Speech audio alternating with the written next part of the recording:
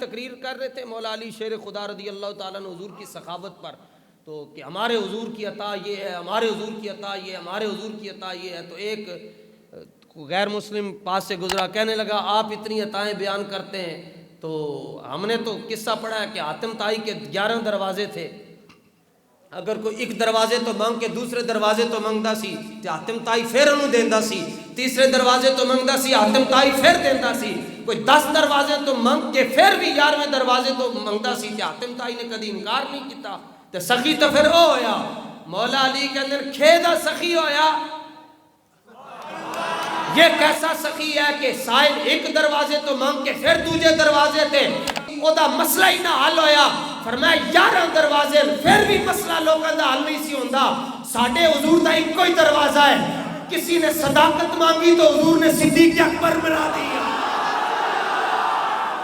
کسی نے عدالت مانگی تو رسول اللہ نے فاروق اعظم بنا دیا، اور اگر کسی نے سخاوت مانگی تو حضور نے عثمان غنی بنا دیا، کسی نے شجاعت مانگی تو حضور نے حیدر کرار بنا دیا.